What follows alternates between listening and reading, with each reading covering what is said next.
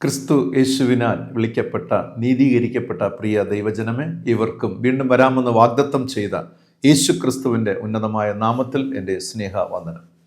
ഏറ്റവും ധന്യവും അനുഗ്രഹിക്കപ്പെട്ടതുമായ ഈ മാസത്തിൻ്റെ അവസാന ഞായറാഴ്ച കാണുവാൻ ദൈവം നമ്മെ സഹായിച്ചിരിക്കുന്നു. 2024 മെയ് മാസം അവസാനത്തെ ഞായറാഴ്ച ദൈവവചനം കേൾക്കുവാൻ വളരെ ആവലോടെ കാത്തിരിക്കുന്ന ഇവരെയും ഹാർദവുമായി ഇതിലേക്ക് സ്വാഗതം ചെയ്യുന്നു.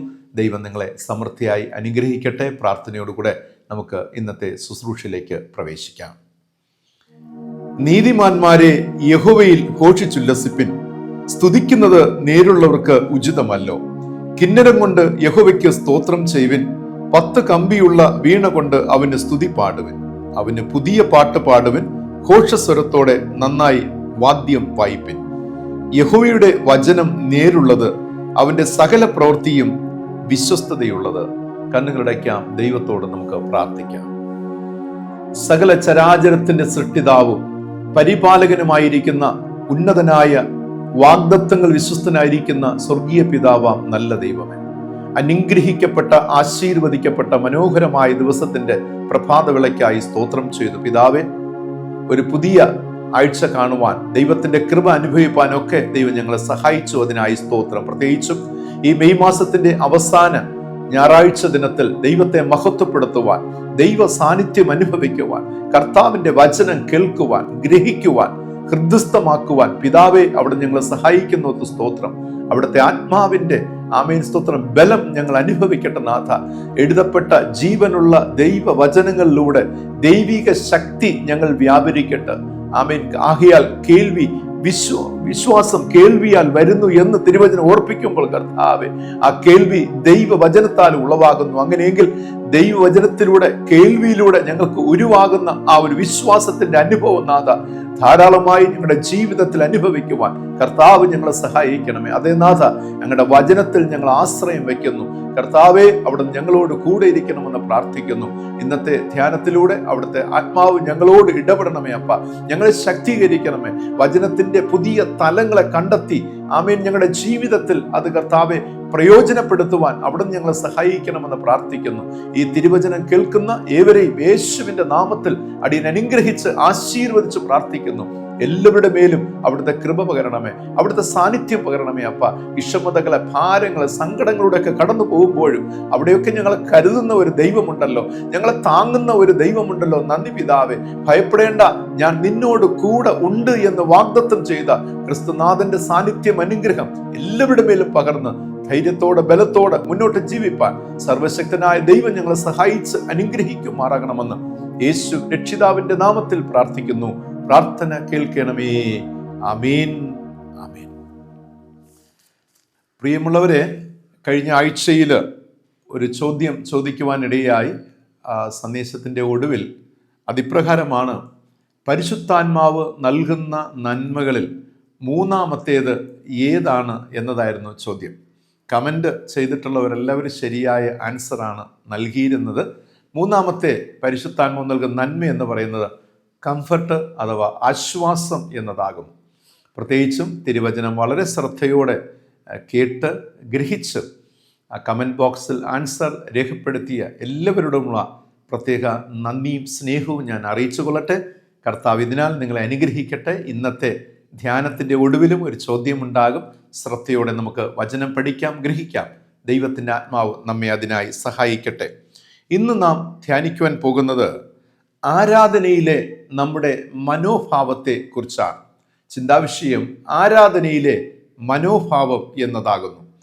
ഉൽപ്പത്തി പുസ്തകം 1-ാം അധ്യായം 1 മുതൽ 28 വരെയുള്ള വചനങ്ങളെ ആസ്പദമാക്കിയാണ് ഇന്ന് പ്രഭാതത്തിൽ നാം ധ്യാനിക്കുവാനായി പോകുന്നത്. ആമുഖമായി തന്നെ ഒരു ചോദ്യത്തോടുകൂടെ ഞാൻ ആരംഭിക്കട്ടെ. Why we worshipping God? നാം എന്തുകൊണ്ട് ദൈവത്തെ ആരാധിക്കുന്നു? ഒന്ന് നമ്മുടെ ബോധമണ്ഡലത്തിൽ നാം ഒന്ന് ചിന്തിച്ച് ധ്യാനിച്ച്, എന്തുകൊണ്ടാണ് ഞാനും നിങ്ങളും ദൈവത്തെ ആരാധിക്കുന്നത്? ദൈവത്തെ ആരാധിക്കേണ്ടുന്ന ആവശ്യകത എന്താണ്? ചിലപ്പോഴെങ്കിലും നമ്മുടെ ജീവിതത്തിൽ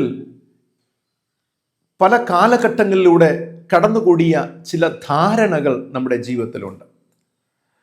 അതിൻ്റെ അടിസ്ഥാനത്തിൽ ഒന്നുകൂടെ ഞാൻ ചോദിക്കുകയാണ്, ഒരു ബെറ്റർ ലൈഫ്, ഒരു നല്ല ജീവിതം കിട്ടുന്നതിന് വേണ്ടിയാണോ നാം ദൈവത്തെ ആരാധിക്കുന്നത്? ദൈവിക സംരക്ഷണം ലഭിക്കുന്നതിന് വേണ്ടിയാണോ നാം ദൈവത്തെ ആരാധിക്കുന്നത്? ദൈവം നമുക്ക് ഭൗതിക അനുഗ്രഹങ്ങളും നന്മകളും നൽകുന്നതിന് വേണ്ടിയാണോ നാം ദൈവത്തെ ആരാധിക്കുന്നത്? അതോ ദൈവത്തെ ആരാധിച്ചില്ല എങ്കിൽ ഏതെങ്കിലും തരത്തിലുള്ള നഷ്ടങ്ങളും ആപത്തുകളും വിപത്തുകളും ഒക്കെ ഏർപ്പെടും എന്ന ഭയത്തിനാലാണോ നാം ദൈവത്തെ ആരാധിക്കുന്നത്? പൂർവ്വകാലത്തിലൊക്കെ നമുക്കറിയാം, പൂർവ്വകാലം തുടങ്ങി നമ്മുടെ ഫോർഫാദേഴ്സ്, പൂർവ്വപിതാക്കന്മാരൊക്കെ നമ്മെ പറഞ്ഞ് ശീലിപ്പിച്ച ഒരു ചിന്തയുണ്ട്. ഞായറാഴ്ച ആയിക്കഴിഞ്ഞാൽ നിങ്ങൾ ദൈവാലയത്തിൽ പോകണം, ദൈവാലയത്തിൽ പോയി കഴിഞ്ഞാൽ ദൈവം നമ്മെ ബ്ലസ് ചെയ്യും. അതായത് നിങ്ങൾ ദൈവത്തെ ആരാധിച്ചാൽ ദൈവം നിങ്ങളെ അനുഗ്രഹിക്കും എന്നുള്ള ചിന്ത. ഇത് നമ്മുടെ എല്ലാവരുടെയും മനസ്സിലുണ്ട്. ദൈവത്തെ ആരാധിച്ചാൽ, ദൈവത്തെ മഹത്വപ്പെടുത്തി ഒരു കൂട്ടായ്മയ്ക്ക് പോയാൽ, ഒരു കൺവെൻഷന് പോയാൽ, നാം അല്ലെങ്കിൽ വീട്ടിലെ ഒരു ചെറിയ പ്രാർത്ഥന, നാം ദൈവത്തെ ആരാധിച്ചാൽ, പ്രാർത്ഥിച്ചാൽ ദൈവം നമ്മെ അനുഗ്രഹിക്കും. അതിനർത്ഥം അനുഗ്രഹത്തിനായി നാം ദൈവത്തെ ആരാധിക്കണം എന്നുള്ളതാണ്. ശരിയല്ലേ? ദൈവത്തിൻ്റെ അനുഗ്രഹം പ്രാപിക്കുവാൻ ആരാധിക്കണം എന്നുള്ളതാണ്. അങ്ങനെയെങ്കിൽ ഇപ്രകാരം ഈ കാലഘട്ടത്തിൽ മാറ്റപ്പെട്ടിരിക്കുകയാണ്. ഭൗതിക നന്മകൾ ലഭിക്കുവാൻ വേണ്ടി ആരാധിക്കുന്നു എന്നുള്ളതാണ്. വാസ്തവത്തിൽ ഇത് വേദപുസ്തകം നമുക്ക് കാണിക്കുന്ന ഒരു വഴിയാണോ? ഇതാണോ വേദപുസ്തകത്തിന്റെ അടിസ്ഥാന തത്വം എന്നതാണ് ഇന്ന് നാം ധ്യാനിക്കുവാനായി പോകുന്നത്. ഞാൻ വിശദമാക്കാം. ഉൽപ്പത്തി പുസ്തകം 1-ാം അധ്യായം മനസ്സിരുത്തി വായിക്കുന്നവർക്ക് മനസ്സിലാകും എന്തുകൊണ്ട് നാം ദൈവത്തെ ആരാധിക്കണം എന്നുള്ളത്. എന്തുകൊണ്ട് നാം ദൈവത്തെ ആരാധിക്കണം? ആരാധനയിലെ നമ്മുടെ ആറ്റിറ്റ്യൂഡ് എന്താകുന്നു? നമ്മുടെ മനോഭാവം എന്താകുന്നു? 3 ചിന്തകളാണ് ഇന്ന് നിങ്ങളോട് പങ്കിടുവാനായി ഞാൻ ആഗ്രഹിക്കുന്നത്. ഒന്നാമത്തെ ചിന്ത എന്ന് പറയുന്നത്, ദൈവത്തെ നാം എന്തുകൊണ്ട് ആരാധിക്കണം എന്നതിന് ഒന്നാമത്തെ ചിന്ത, ദൈവത്തിൻ്റെ നല്ല പ്രവൃത്തികൾ നമുക്ക് ചുറ്റിലും ഉള്ളത് കൊണ്ട് നാം ദൈവത്തെ ആരാധിക്കണം എന്നുള്ളതാണ്. ദൈവത്തിൻ്റെ നല്ല പ്രവൃത്തികൾ നമുക്ക് ചുറ്റിലും ഉള്ളത് കൊണ്ട് നാം ദൈവത്തെ ആരാധിക്കണം എന്നതാണ്. God's good works surrounded us എന്നുള്ളതാണ്. ഉൽപ്പത്തി പുസ്തകം 1-ാം അധ്യായം 1-ാമത്തെ വാക്യം വായിക്കുമ്പോൾ അവിടെ രേഖപ്പെടുത്തിയിരിക്കുന്നത്, ആദിയിൽ ദൈവം ആകാശവും ഭൂമിയും സൃഷ്ടിച്ചു എന്നാണ്. ആദിയിൽ ദൈവം ആകാശവും ഭൂമിയും സൃഷ്ടിച്ചു. ഇവിടെ ദൈവം ലോകത്തെ എങ്ങനെ സൃഷ്ടിച്ചു എന്ന് ഉൽപ്പത്തി പുസ്തകം 1-ാം അധ്യായത്തിൽ രേഖപ്പെടുത്തിയിരിക്കുകയാണ്. കുറെ വർഷങ്ങൾക്ക് മുൻപ് ഞാൻ മിഷൻ ഫീൽഡിൽ വർക്ക് ചെയ്തിരുന്ന കാലഘട്ടത്ത് അവിടെ ഞങ്ങളുടെ ഓഫീസിൽ ഒരു ഗ്ലോബ് വച്ചിട്ടുണ്ടായിരുന്നു. ഞാൻ ഒരു ദിവസം പ്രഭാതത്തിൽ ഈ ഗ്ലോബിലേക്ക് നോക്കിയിട്ട് ഞാൻ ഇപ്രകാരം ചിന്തിച്ചു, എങ്ങനെയായിരിക്കും ഈ ലോകത്തെ, അല്ലെ, ഈ ലോകമാകുന്ന ഈ ഒരു ഗ്ലോബ്, ഇതിനെ എങ്ങനെ ദൈവം സൃഷ്ടിച്ചിരിക്കും? എങ്ങനെയാണ് ഇത് സൃഷ്ടിച്ചിരിക്കുക? ഞാൻ ഉൽപ്പത്തി പുസ്തകം 1-ാം അധ്യായം വായിച്ചപ്പോൾ എനിക്കുള്ളിൽ ഒരു സംശയം രൂപപ്പെട്ടു. അത് ഇതാണ്, എങ്ങനെ ഇതെല്ലാം ഒരുമിച്ച് ഉണ്ടാക്കപ്പെട്ടു? ഈ ഒരു പ്രപഞ്ചത്തെ എല്ലാം ഒരുമിച്ച് എങ്ങനെ ദൈവം ഉണ്ടാക്കി എന്നുള്ളത്.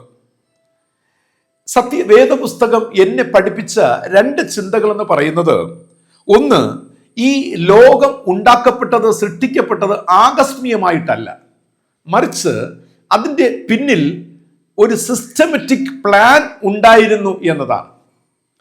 വെറുതെ ഒരു ദിവസം ഉണ്ടാക്കപ്പെട്ടതല്ല ഈ ഭൂമി, മറിച്ച് അതിൻ്റെ പിന്നിൽ ദീർഘനാളുള്ള ഒരു ഡിവൈൻ പ്ലാൻ അതിൻ്റെ പിന്നിൽ ഉണ്ടായിരുന്നു എന്നുള്ളതാണ്. ഇത് ഒന്നാമത്തെ സത്യം ബൈബിൾ എന്നെ പഠിപ്പിച്ചു. രണ്ടാമത്തേത്, ലോകം സൃഷ്ടിക്കപ്പെട്ടത് വളരെ അടുക്കും ചിട്ടയോടും കൂടെ ആയിരുന്നു എന്ന സത്യമാണ്. ക്രമം കെട്ട നിലയിലല്ല.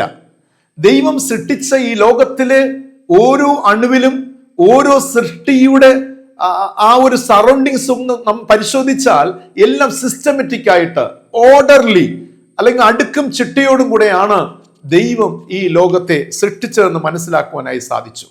പ്രിയമുള്ളവരെ, ദൈവം ലോകത്തെ സൃഷ്ടിച്ചപ്പോൾ ദൈവത്തിന് പ്രപഞ്ചത്തെക്കുറിച്ച് ഒരു വലിയ പദ്ധതി തൻ്റെ മനസ്സിലുണ്ടായിരുന്നു.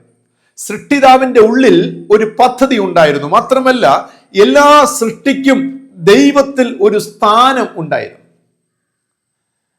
അപ്പോൾ ഞാൻ മനസ്സിലാക്കുന്ന, ഒരു വീട്ടിൽ ആ വീട്ടിൻ്റെ ഉടമസ്ഥൻ പുറത്തുനിന്ന് ഒരു സാധനം വാങ്ങിക്കൊണ്ട് ആ വീട്ടിൻ്റെ ഹാളിലോ ബെഡ്റൂമിലോ അല്ലെങ്കിൽ സിറ്റ് ഔട്ടിൽ വയ്ക്കുന്നു എങ്കിൽ അതിനർത്ഥം ഈ സാധനത്തിന് ആ മനുഷ്യന്റെ ഹൃദയത്തിൽ, ആ ഗൃഹനാഥന്റെ മനസ്സിൽ, ആ വീട്ടിൽ ഒരു സ്ഥാനം നൽകി എന്നതാണ്. പ്രിയരെ, ഈ പ്രപഞ്ചത്തിലെ സകലത്തിനും ദൈവത്തിൽ ഒരു സ്ഥാനമുണ്ടെന്ന് മനസ്സിലാക്കുക. അങ്ങനെയെങ്കിൽ സൃഷ്ടിയുടെ മകുടമായ മനുഷ്യന് ദൈവത്തിൽ ഒരു സ്ഥാനമുണ്ട്. അതെ, എനിക്കും നിങ്ങൾക്കും ത്രിയേക ദൈവത്തിൽ ഒരു സ്ഥാനം ഉണ്ട് എന്ന തിരിച്ചറിവാണ് ഈ ഉൽപ്പത്തി പുസ്തകം 1-ാം അധ്യായത്തിൽ നമുക്ക് മനസ്സിലാക്കുവാനായിട്ട് സാധിക്കുന്നത്. ചോദ്യം, ദൈവ സൃഷ്ടിയെ നിങ്ങൾ എങ്ങനെ നോക്കിക്കാണുന്നു എന്നുള്ളതാണ്. പറയാം, ഈ ദൈവം സൃഷ്ടിച്ച ഈ ലോകത്തെ കാണുമ്പോൾ ദൈവത്തെ ആരാധിക്കണമെന്ന് നിങ്ങൾക്ക് തോന്നിയിട്ടുണ്ടോ? നിങ്ങൾ ആരാധനയ്ക്കായി കടന്നു വരുന്നത് നമ്മുടെ ഭൗതിക ആവശ്യങ്ങളെ കണ്ടിട്ടാണോ? നമ്മുടെ നീഡ്സ്, അല്ലെ, നമ്മുടെ അനുദിനം നമുക്ക് നമ്മുടെ ജീവിതത്തിൽ അത്യാവശ്യമായ കാര്യങ്ങൾ നേടിയെടുക്കുവാനാണോ? ആ ആവശ്യങ്ങളുടെ അർജൻസി മനസ്സിലാക്കിയിട്ടാണോ നാം ഓടിപ്പിടിച്ച് ദൈവത്തിന്റെ സന്നിധിയോളം, ആലയത്തിലാകട്ടെ കൂട്ടായ്മയ്ക്ക് ഓടി വന്ന് ദൈവത്തെ ആരാധിക്കുന്നത്? കഴിഞ്ഞ ദിനങ്ങളിൽ, കഴിഞ്ഞ സന്ധ്യകളിൽ, കഴിഞ്ഞ രാത്രികളിൽ ഒരുപാട് വിഷയങ്ങൾ എൻ്റെ ജീവിതത്തിൽ വന്നു, ഒരുപാട് ആവശ്യങ്ങൾ വന്നു. അതുകൊണ്ട് തന്നെ പിറ്റേന്ന് രാവിലെ നാം ഓടിപ്പോയി ദൈവത്തെ ആരാധിക്കുവാൻ പോകുന്നു, പ്രാർത്ഥിക്കുവാൻ പോകുന്നു, ദൈവത്തെ മഹത്വപ്പെടുത്തുവാൻ പോവുകയാണ്, ദൈവത്തോട് പറയുവാൻ പോവുകയാണ്. ഞാൻ പറഞ്ഞു വരുന്നത്, നമ്മുടെ ആവശ്യങ്ങളെ കണ്ടിട്ടാണോ നാം ദൈവത്തെ ആരാധിക്കുന്നത്? പ്രിയമുള്ളവരെ, നാം ദൈവത്തെ ആരാധിക്കുന്നത് നമുക്ക് അനർത്ഥം വരാതെയും ദൈവിക സംരക്ഷണം ലഭിക്കണം എന്ന ഉദ്ദേശത്തോടു കൂടിയാണോ? ഞാൻ ചോദിക്കട്ടെ, എപ്പോഴെങ്കിലും ദൈവത്തിന്റെ സൃഷ്ടിയെ നോക്കിക്കണ്ട ശേഷം നിങ്ങൾക്ക് ദൈവത്തെ ആരാധിക്കണമെന്ന് എപ്പോഴെങ്കിലും തോന്നിയിട്ടുണ്ടോ? ആവശ്യങ്ങളൊക്കെ മാറ്റിവെക്കുക, മറ്റെല്ലാ നീഡ്സും ഒന്ന് മാറ്റിവെക്കുക. ഭൗതികം അനുദിനം നമുക്ക് ആവശ്യം, അതൊക്കെ ഒന്ന് മാറ്റിവെച്ചിട്ട് ഒന്ന് ചിന്തിക്കുക, ഞാൻ ഈ ദൈവം സൃഷ്ടിച്ച ഈ സകല ചരാചരത്തെ കുറിച്ച് പഠിച്ചപ്പോൾ, മനസ്സിലാക്കിയപ്പോൾ, ഞാൻ ഉൽപ്പത്തി പുസ്തകം 1-ാമത്തെ അധ്യായം ഞാൻ വായിച്ചപ്പോൾ എനിക്ക് വാസ്തവത്തിൽ ദൈവത്തെ ആരാധിക്കണമെന്ന് തോന്നിയോ? അങ്ങനെ തോന്നിയെങ്കിൽ അതാകുന്നു യഥാർത്ഥ ആരാധന. പ്രിയമുള്ളവരെ, ദൈവത്തിന്റെ സൃഷ്ടിയെ കണ്ട്, അതിന്റെ മഹത്വത്തെ കണ്ട്, അതിന്റെ ദൈവികതയെ കണ്ട്, അതിലെ ദൈവ സാന്നിധ്യത്തെ കണ്ട് നമുക്ക് ദൈവത്തെ ആരാധിപ്പാൻ കഴിഞ്ഞു എങ്കിൽ അതുകൊണ്ട് ഞാൻ ദൈവത്തെ ആരാധിക്കുന്നു. ഈ സൃഷ്ടിയെ കണ്ട് സൃഷ്ടിതാവിനെ ഞാൻ ആരാധിക്കുന്ന ഒരനുഭവം അതുണ്ടെങ്കിൽ അതൊരു യഥാർത്ഥ ആരാധനയായി കാണുവാനായി സാധിക്കും. പ്രിയമുള്ളവരെ, ഞാൻ പറഞ്ഞു വന്നത്, ദൈവത്തിൻ്റെ നല്ല പ്രവർത്തികൾ നമുക്ക് ചുറ്റിലുമുണ്ട്. ദൈവം ഈ പ്രപഞ്ചത്തെ സൃഷ്ടിച്ച നാൾ തുടങ്ങി ദൈവത്തിൻ്റെ ഒരുപാട് നല്ല പ്രവർത്തികൾ നമുക്ക് ചുറ്റിലുമുണ്ട്. ഇത് നോക്കിക്കാണുവാനുള്ള ഒരു മനസ്സ് നമുക്കുണ്ടാകണം. ദൈവത്തിൻ്റെ നല്ല പ്രവൃത്തി എപ്പോഴും നാം നോക്കിക്കാണുന്നത്, നാം ഭാരപ്പെടുന്ന നമ്മുടെ ജീവിതത്തിൽ ചില കുറവുകളെ നോക്കിയാണ്, കഷ്ടപ്പാടുകളെ നോക്കിയാണ്. നമ്മുടെ തിങ്കിങ് എപ്പോഴും അതിലായിരിക്കും, നമ്മുടെ ആഗ്രഹങ്ങളിലായിരിക്കും, നമ്മുടെ ആവശ്യങ്ങളിലായിരിക്കും. പക്ഷെ ബൈബിൾ നമ്മെ പഠിപ്പിക്കുന്നത് അതിനൊക്കെ അപ്പുറത്ത് എത്രയോ നിങ്ങളുടെ കഷ്ടപ്പാടുകൾക്കും അപ്പുറത്ത്, നിങ്ങളുടെ ദുരിതങ്ങൾക്കപ്പുറത്ത്, നിങ്ങളുടെ ആവശ്യങ്ങൾക്കപ്പുറത്ത് ഒരു ലോകം, ദൈവം സൃഷ്ടിച്ച മനോഹരമായ ഒരു പ്രപഞ്ചമുണ്ട്. അത് നോക്കിക്കണ്ട് ദൈവത്തെ ആരാധിച്ചേ. ആമേൻ. അതാവുന്ന ഒരു റിയൽ വർഷിപ്പ് എന്ന് പറയുന്നത്. ദൈവത്തിൻ്റെ മഹത്വകരമായ പ്രവൃത്തികളെ കണ്ട് ഞാൻ എൻ്റെ ദൈവത്തെ ആരാധിക്കുന്നു എന്നുള്ള അനുഭവം. പ്രിയമുള്ളവരെ, മറന്നു പോകരുതേ, ദൈവത്തിൻ്റെ നല്ല പ്രവൃത്തികൾ നിങ്ങൾക്ക് ചുറ്റിലുമുണ്ട്. അത് കണ്ടെത്തുക, തിരിച്ചറിയുക. ഉൽപ്പത്തി പുസ്തകം 1-ാം അധ്യായം അതിന് നിങ്ങളെ സഹായിക്കും എന്നതാണ്. രണ്ടാമത്തെ ചിന്ത, ഉൽപ്പത്തി പുസ്തകം 2-ാം അധ്യായം 15-ാമത്തെ വാക്യം വായിക്കുമ്പോൾ, യഹോവയായ ദൈവം മനുഷ്യനെ കൂട്ടിക്കൊണ്ടുപോയി ഏദൻ തോട്ടത്തിൽ വേല ചെയ്യുവാനും അതിനെ കാപ്പാനും അവിടെ ആക്കി എന്ന് രേഖപ്പെടുത്തിയിരിക്കുകയാണ്. എൻ്റെ രണ്ടാമത്തെ ചിന്ത എന്ന് പറയുന്നത്, God's good work includes us എന്നുള്ളതാണ്. അതായത് ദൈവത്തിൻ്റെ നല്ല പ്രവർത്തികളിൽ നമ്മെയും ഉൾപ്പെടുത്തിയിരിക്കുന്നു എന്നുള്ളതാണ്. ദൈവം ഈ ലോകത്തെ സൃഷ്ടിച്ചു. ഈ നല്ല പ്രവൃത്തികളുടെ നടുവിൽ എന്നെയും നിങ്ങളെയും ദൈവം അതിൽ ഉൾപ്പെടുത്തിയിരിക്കുന്നത് ഈ ലോകത്തിലെ ഒരു വലിയ നന്മയാണ്, എൻ്റെ ജീവിതത്തിലെ ഭാഗ്യമാണ്. ദൈവത്തിൻ്റെ നല്ല പ്രവൃത്തികളിൽ നമ്മെയും ഉൾപ്പെടുത്തിയിരിക്കുന്നു എന്നതിൽ 2 കാര്യങ്ങൾ അടങ്ങിയിട്ടുണ്ട്. ഒന്ന്, ഉൽപ്പത്തി പുസ്തകം 1-ന്റെ 26 പറഞ്ഞിരിക്കുകയാണ്, ദൈവം നമ്മെ സൃഷ്ടിച്ചു. ദൈവം നമ്മെ സൃഷ്ടിച്ചു. നോക്കണേ, ഈ ചരാചരങ്ങൾ നോക്കിയേ, സൂര്യൻ, ചന്ദ്രൻ, നക്ഷത്രങ്ങൾ, സമുദ്രം, ഇതൊക്കെ നമ്മുടെ ബിയോണ്ട് അവർ കപ്പാസിറ്റി, നമ്മുടെ നമ്മുടെ ഏബിൾനെസ്, അതായത് നമ്മുടെ കഴിവിനൊക്കെ അപ്പുറത്ത് നമുക്ക് ചിന്തിക്കാൻ പോലും കഴിയാത്ത ഈ ബ്രഹ്മാണ്ടത്തെ ദൈവം സൃഷ്ടിച്ച ഒരു അനുഭവം. ഈ സൃഷ്ടിയെ ദൈവം എത്രത്തോളം മഹത്വകരമായി ആ സൃഷ്ടിയുടെ നടുവിൽ നമ്മെ കൂടെ, എന്നെയും നിങ്ങളെയും കൂടെ ഉൾപ്പെടുത്തി, ഏറ്റവും ഒടുവിലായിട്ട് മനുഷ്യനെ ദൈവം സൃഷ്ടിക്കുന്ന അനുഭവമാണ്. എല്ലാം സജ്ജമാക്കിയതിന് ശേഷം, ഒരുക്കിയതിന് ശേഷം മനുഷ്യനെ കൂടെ ഉൾപ്പെടുത്തുകയാണ്. ആമേൻ. എത്ര ധന്യമായ അനുഭവം! എന്നെയും നിങ്ങളെയും ഈ പ്രപഞ്ചത്തിൽ ദൈവം ഉൾപ്പെടുത്തി എന്നുള്ളതാണ്. അതാണ് ദൈവം നമ്മെ സൃഷ്ടിച്ചു. 1:24 പറഞ്ഞിരിക്കുകയാണ്, അനന്തരം ദൈവം നാം നമ്മുടെ സ്വരൂപത്തിൽ നമ്മുടെ സാദൃശ്യപ്രകാരം മനുഷ്യനെ ഉണ്ടാക്കുക എന്നവിടെ പറഞ്ഞിരിക്കുകയാണ്. രണ്ടാമത്തെ നന്മയെന്ന് പറയുന്നത് 2-ാം അധ്യായം 32:15 പറഞ്ഞിരിക്കുന്നു, ഏദൻ തോട്ടത്തിൽ വേല ചെയ്യുവാനും അതിനെ കാപ്പാനുമുള്ള ചുമതല നൽകി. അപ്പോൾ ദൈവം നമുക്കൊരു വലിയ പ്രവൃത്തി നൽകിയിരിക്കുകയാണ്, നമ്മെ സൃഷ്ടിക്കുക. ഈ സൃഷ്ടിയിൽ നമ്മെ ഉൾപ്പെടുത്തുക മാത്രമല്ല, ശേഷം വല്ലഭനായ ദൈവം, വലിയ ദൈവം നമുക്കൊരു പ്രവൃത്തി നൽകിയിരിക്കുകയാണ്. ദൈവം സ്വന്തം സാദൃശ്യത്തിൽ ദൈവത്തെ പോലെ നമ്മെ സൃഷ്ടിച്ചു. ദൈവം ചെയ്തുകൊണ്ടിരിക്കുന്ന പ്രവൃത്തികളിൽ നമ്മെ കൂടെ പങ്കുള്ളവരാക്കി, പാർട്ട്നേഴ്സ് ആക്കി എന്നതാണ്. ഇത് തിരിച്ചറിയുന്നത് വളരെ ചുരുക്കമാണ്. ദൈവം എന്നെ സൃഷ്ടിച്ചു, മാക്സിമം ദൈവിക നന്മകൾ ഞാൻ അനുഭവിച്ചുകൊണ്ട് ഈ ലോകം വിട്ട് കടന്നു പോവുക, ഈ ഒരു ലക്ഷ്യത്തോടു കൂടെ അല്ലേ ഇന്ന് കൂടുതൽ പേരും ഈ ലോകത്ത് ജീവിച്ചു കൊണ്ടിരിക്കുന്നത്. ജനം എന്ന് അഭിമാനിക്കുന്നവരും അങ്ങനെ പേർ വിളിക്കപ്പെടുന്നവരും. പക്ഷെ നാം ഒന്ന് ഓർക്കുക, ഈ ലോകത്തിൽ നാം ഒരു 70-80 വർഷം നാം ജീവിക്കുന്നു എങ്കിൽ നമുക്കൊരു പ്രവൃത്തിയുണ്ട് പ്രിയമുള്ളവരെ. ദൈവം നമ്മിലൊരു പ്രവൃത്തി നൽകിയിട്ടുണ്ട്. കാരണം ദൈവം സർവ്വ സൃഷ്ടിയെയും പരിപാലിക്കുന്നു. ദൈവം സൃഷ്ടിച്ച സകലത്തെയും ദൈവം പരിപാലിക്കുന്നു. അത് മനുഷ്യനെ ഉൾപ്പെടെ, നമ്മെ ഉൾപ്പെടെ ദൈവം പരിപാലിക്കുകയാണ്. വളരെ ശ്രദ്ധിക്കേണ്ട ഒരു ഭാഗമാണ്. വേദപുസ്തകത്തിലെ ആഴമേറിയ മർമ്മമാണ് ഞാൻ നിങ്ങളോട് പറഞ്ഞുകൊണ്ടിരിക്കുന്നത്. അതായത് സൃഷ്ടിയെ പരിപാലിക്കുന്നു എങ്കിൽ അതോടൊപ്പം എന്നെയും നിങ്ങളെയും ദൈവം പരിപാലിക്കുന്നുണ്ട്. അത് ഒരു ഭാഗം. ഇപ്പുറത്ത് ഈ വശം നോക്കുന്ന സമയത്ത് മനുഷ്യൻ ഭൂമിയിൽ വേല ചെയ്യണം, സൃഷ്ടിയെ പരിപാലിക്കണം എന്നുള്ളതാണ്. തോട്ടത്തെ കാപ്പാൻ, ഏതേൻ തോട്ടത്തെ കാപ്പാൻ മനുഷ്യൻ അവിടെ ആക്കുന്ന ഒരു പ്രവൃത്തി കൊടുക്കുകയാണ്. വെറുതെ ഇരിക്കുവാനല്ല. Do something for the glory of God. ഈ ലോകത്തിന്റെ ദൈവിക പ്രവൃത്തിയിൽ നാം ഒരു പാർട്ട്ണറായി മാറുക, ദൈവത്തോടൊപ്പം ചേർന്ന് പ്രവർത്തിക്കാനുള്ള സന്മനസ്സുണ്ടാകണമെന്നുള്ളതാണ്.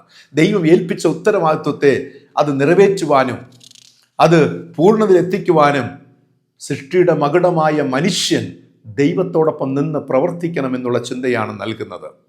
പ്രിയരെ, ദൈവം സകല ചരാചരത്തെ സൃഷ്ടിച്ചു എങ്കിലും ഏറ്റവും ഒടുവിൽ അത് പൂർണ്ണതയുള്ളതായി കണ്ടില്ല എന്നുള്ളതാണ്. കാരണം ഏതിൻ്റെയോ ഒരു വലിയ കുറവ് അനുഭവപ്പെട്ടു. ആ കുറവ് ദൈവം പൂർത്തീകരിക്കുന്നത് എന്നെയും നിങ്ങളെയും സൃഷ്ടിക്കുമ്പോഴാണ്. ആദ്യമ മനുഷ്യനെ സൃഷ്ടിക്കുമ്പോഴാണ് അതിൻ്റെ ഒരു പൂർണ്ണതയിൽ എത്തുന്നത്.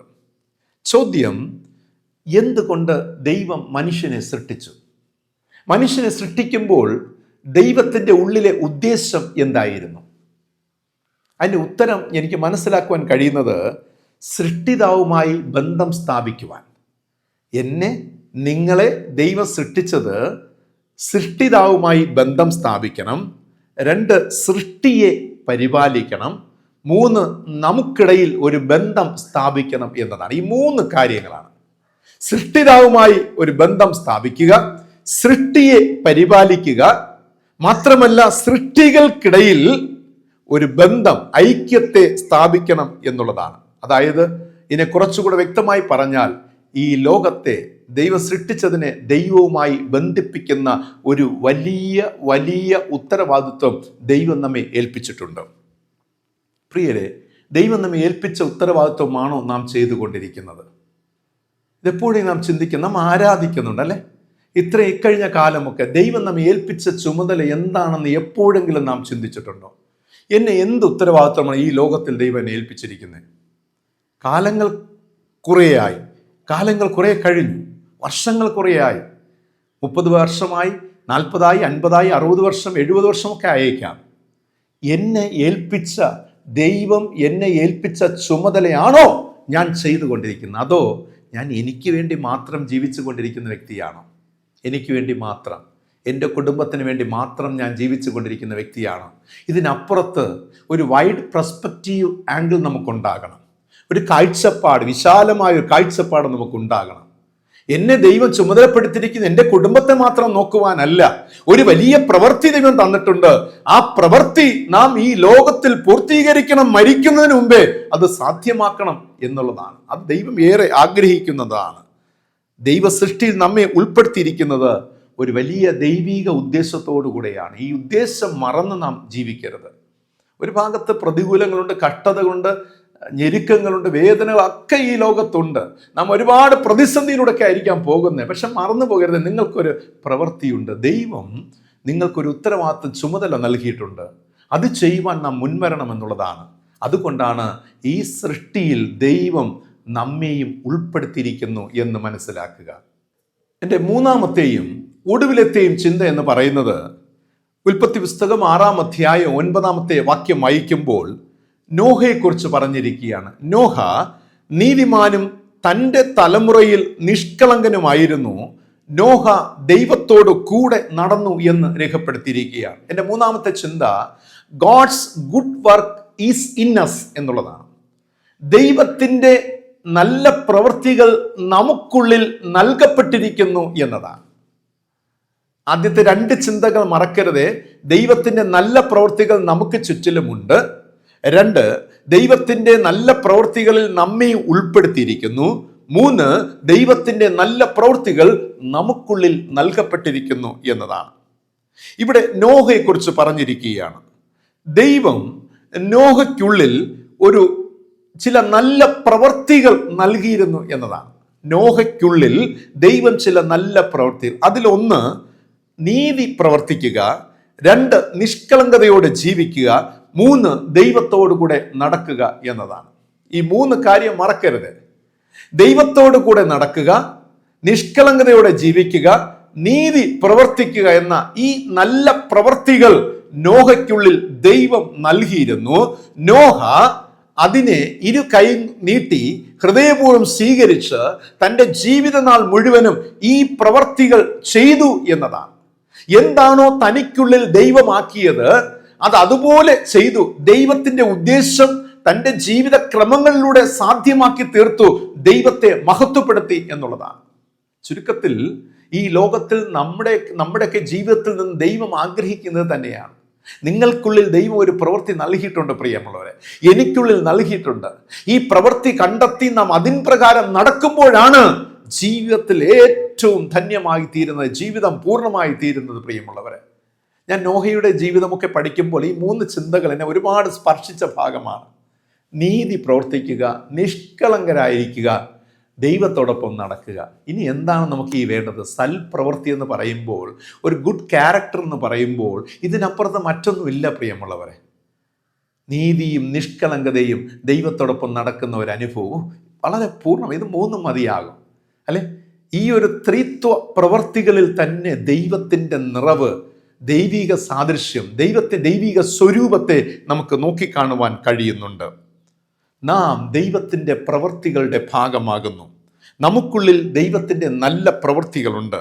ആദാമിൻ്റെയും ഹൗവയുടെയും തെറ്റായ തിരഞ്ഞെടുപ്പിനാൽ മനുഷ്യൻ്റെ പ്രവൃത്തികൾക്ക് വ്യത്യാസം വരുന്നതൊക്കെ നമുക്ക് കാണുവാനായിട്ട് സാധിക്കും. ആയതിനാൽ ലോകത്തിൻ്റെ ഭംഗിയുടെയും ലോകത്തിൻ്റെ പൂർണ്ണതയുടെയും മുഖത്തിന്, ആ ഫേസിന് ഒരു വലിയ മാറ്റം മനുഷ്യൻ വരുത്തുകയാണ്. എന്നിലെ നീതി പ്രവൃത്തികൾ, എന്നിലെ നിഷ്കളങ്കതയ്ക്ക് ദൈവത്തോടൊപ്പം നടക്കുന്നതിൽ കോട്ടം സംഭവിക്കുമ്പോൾ, അതിന് മാറ്റം വരുമ്പോൾ മറന്നു പോകരുതേ, നമ്മിലെ ദൈവികതയുടെ ഫേസിന് മാറ്റം വരികയാണ്. ലോകത്തിലെ ദൈവികതയുടെ ഫേസിന്, മുഖത്തിന് മാറ്റം വരികയാണ്. പലപ്പോഴും അത് വികൃതമായി മാറ്റപ്പെടുന്നു എന്നുള്ളതാണ്. അങ്ങനെയാണ് പാപം ലോകത്തിലേക്ക് പ്രവേശിക്കുന്നത്. ജീവനും ജീവിതവും കുഴപ്പത്തിലായി മാറുന്നത് അങ്ങനെയെന്ന് മനസ്സിലാക്കുവാൻ കഴിയുന്നുണ്ട്. ശേഷം നമുക്കറിയാം, വേദപുസ്തകത്തിൽ ദൈവം അപ്രകാരമൊക്കെ സൽപ്രവൃത്തികൾ കൊടുത്ത് മനുഷ്യനെ സൃഷ്ടിച്ചുവെങ്കിലും മനുഷ്യൻ പാപത്തിൻ്റെ ആ ഒരു പാപപങ്കിലമായ ജീവിതത്തിലേക്ക് ചെല്ലുകയാണ്. വീണ്ടും ദൈവം ഇവരെ ക്രമപ്പെടുത്തുവാനായിട്ട് ആഗ്രഹിക്കുകയാണ്. മനുഷ്യനെ ക്രമപ്പെടുത്തണം, മാനവരാശിയെ ക്രമത്തിലേക്ക് കൊണ്ടുവരണം. അപ്പോൾ ലോകത്തെയും മനുഷ്യനെയും ക്രമപ്പെടുത്തുവാൻ ദൈവം രണ്ട് ചുവടുകൾ വയ്ക്കുകയാണ്. രണ്ട് ചുവടുകൾ. ദൈവം വയ്ക്കുന്ന രണ്ട് ചുവടുകളാണ്. മനുഷ്യനെ വീണ്ടും ഒരു ഓർഡർ, ഒരു ക്രമത്തിൽ എത്തിക്കുവാനായിട്ട് ദൈവം എടുത്തു വയ്ക്കുന്ന രണ്ട് ചുവടുകൾ. ഒന്ന്, ദൈവം തൻ്റെ കൽപ്പനകൾ നൽകുകയാണ്. God provides his commandments. തൻ്റെ കൽപ്പനകൾ മനുഷ്യജാതിക്ക് വേണ്ടി പ്രൊവൈഡ് ചെയ്യപ്പെടുകയാണ്, നൽകപ്പെടുകയാണ്. മനുഷ്യ ഹൃദയത്തിൽ ദൈവം തൻ്റെ കൽപ്പനകളെ നൽകുകയാണ്. പ്രിയമുള്ളവരെ, പാപത്താൽ ദൈവത്തിൻ്റെ സാന്നിധ്യം നഷ്ടമായ മനുഷ്യൻ ഹൃദയത്തിൽ ദൈവ സാന്നിധ്യം തിരികെ കൊണ്ടുവരുവാൻ ആദ്യം കൽപ്പനകൾ നൽകുകയാണ്. God's commandments. ഇതൊരിക്കലും മറന്നു പോകരുത്. എൻ്റെ ജീവിതത്തിൽ എവിടെയെങ്കിലും ക്രമം കെട്ടുപോയെങ്കിൽ എന്നെ വീണ്ടും ദൈവ സാന്നിധ്യത്തിൽ മടക്കിക്കൊണ്ടുവരുവാൻ ദൈവം ചെയ്ത ആദ്യ പടി എന്ന് പറയുന്ന ആദ്യ പടി തൻ്റെ കൽപ്പനകളെ നൽകി എന്നുള്ളതാണ്. His commandments. ആ കൽപ്പനകളെ ഒബേ ചെയ്യുന്നതിലൂടെ വീണ്ടും ദൈവത്തോടുള്ള ഒരു ഐക്യത പുനഃസ്ഥാപനം ചെയ്യപ്പെടുന്നു എന്നത്. രണ്ടാമത്തെ പടി എന്ന് പറയുന്നത് തൻ്റെ പുത്രനെ ലോകത്തിലേക്ക് അയച്ചു എന്നതാണ്. യേശു ക്രിസ്തുവിനെ ഈ ലോകത്തിലേക്ക് അയച്ച് തൻ്റെ രക്തത്താൽ നമ്മെ കഴുകി ശുദ്ധമാക്കി നഷ്ടമായി പോയ ദൈവ സാന്നിധ്യത്തെ നമ്മിലേക്ക് മടക്കിക്കൊണ്ടുവരുന്നു എന്നതാണ്. അല്ലെ, ജീസസ് ക്രൈസ്റ്റ്, ഇമ്മാനുവേൽ, ദൈവം നമ്മോട് കൂടെ എന്നുള്ള ഒരു കാഴ്ചപ്പാട്. അപ്പൊ ഈ രണ്ട് കാര്യങ്ങളും, ദൈവത്തിൻ്റെ കൽപ്പനകളും ദൈവത്തിൻ്റെ പുത്രനും, ഇന്ന് നമ്മുടെ ഒക്കെ ജീവിതത്തിൽ, ക്രിസ്തീയ വിശ്വാസ ജീവിതത്തിൽ ഈ രണ്ടും ഏറ്റവും വൈറ്റലായിട്ടുള്ള കാര്യമാണ്. അതായത് the holy Bible and Jesus Christ. അല്ലേ, ഇത് രണ്ടും വളരെ കണക്റ്റഡ് ആണ്, ഒന്നാണ്. നമ്മൾ അതിനെ ഒരു പിരിവ്, അതിനെ മാറ്റി പറയുമ്പോൾ, രണ്ടായിട്ട് പറയുമ്പോൾ ഇത് രണ്ടും ഒന്ന് തന്നെയാണ്. ദൈവം തൻ്റെ വചനത്തെ നമുക്കുള്ളിലാക്കുന്നു. കമാൻഡ്മെന്റ്സ്, കൽപ്പനകളെ പ്രമാണിക്കുക. ദൈവ വഴിയിൽ നടക്കുക എന്ന ദൈവത്തിൻ്റെ കൽപ്പനകളെ പ്രമാണിക്കുക. രണ്ട്, യേശുക്രിസ്തുവിൻ്റെ രക്തത്താലുള്ള ശുദ്ധീകരണം പ്രാപിക്കുക. വിശുദ്ധി പ്രാപിച്ച് ദൈവത്തോടൊപ്പം നടക്കുന്ന ഒരു അനുഭവമാണ്. ഈ രണ്ട് നന്മകളുമാണ് ആദാമിലൂടെയും ഹൗവയിലൂടെയും ഒക്കെ നഷ്ടമായി പോയ ദൈവ സാന്നിധ്യത്തെ വീണ്ടും തിരികെ നമ്മിൽ പുനഃസ്ഥാപനം ചെയ്യുവാൻ, ഈ ലോകത്തിൽ പുനഃസ്ഥാപനം ചെയ്യുവാൻ ദൈവം വയ്ക്കുന്ന രണ്ട് ചുവടുകൾ. മനുഷ്യനെ നല്ലവനാക്കുവാൻ, മനുഷ്യനിൽ നല്ല പ്രവൃത്തികൾ രൂപപ്പെടുവാൻ ഇവകൾ രണ്ടും മതിയായതാണ്. പ്രിയരെ, ദൈവത്തിൻ്റെ നല്ല പ്രവൃത്തി മനുഷ്യൻ്റെ ഉള്ളിലേക്ക്, എന്നിലും നിങ്ങളിലേക്കും ദൈവത്തിൻ്റെ നല്ല പ്രവൃത്തികൾ. ഇത് നിങ്ങൾ കേട്ടുകൊണ്ടിരിക്കുമ്പോൾ തന്നെ എന്നിൽ ദൈവത്തിൻ്റെ നല്ല പ്രവൃത്തി എന്താകുന്നു എന്ന് ഒന്ന് ചിന്തിക്കുക, ഒന്ന് അനലൈസ് ചെയ്യുക. എന്നിലെ ദൈവത്തിൻ്റെ നല്ല പ്രവൃത്തി എന്താകുന്നു? പ്രിയമുള്ളവരെ, നമ്മിൽ ആരംഭിക്കപ്പെട്ട ഒരു നല്ല പ്രവൃത്തിയുണ്ടല്ലോ, അത് എവിടെയെങ്കിലും നഷ്ടമായി പോയിട്ടുണ്ടെങ്കിൽ വീണ്ടും അത് പുനഃസ്ഥാപനം ചെയ്യുക. ദൈവത്തിൻ്റെ കൽപ്പനകൾ പ്രമാണിക്കുന്നതിലൂടെ, തൻ്റെ പുത്രനായ ക്രിസ്തുവിൻ്റെ രക്തത്താൽ ശുദ്ധീകരണം പ്രാപിച്ച് ക്രിസ്തുവിനെ ജീവിതത്തെ രക്ഷകനായി അംഗീകരിക്കുന്നതിലൂടെ ഒരു പുതിയ ജീവിതത്തിന് തുടക്കം കുറിക്കുക. ദൈവിക സാദൃശ്യത്താലും ദൈവിക സ്വരൂപത്താലും നിറയപ്പെട്ട, ഭംഗി നഷ്ടപ്പെട്ടു പോകാത്ത ജീവിതം, ക്രമപ്പെട്ട ഒരു ജീവിതത്തിന് തുടക്കം കുറിക്കുക. അതിൽ ദൈവം നിങ്ങളെ സഹായിക്കും. പ്രിയമുള്ളവരെ, അതിലൂടെ ഒരു നല്ല പ്രവൃത്തിക്ക് തുടക്കം കുറിക്കുക. നല്ല പ്രവൃത്തിക്ക് തുടക്കം കുറിക്കുക.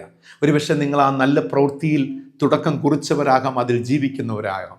എങ്കിൽ നിങ്ങൾക്കുള്ള ഒരു വചനം കൂടെ ഞാൻ വായിക്കട്ടെ.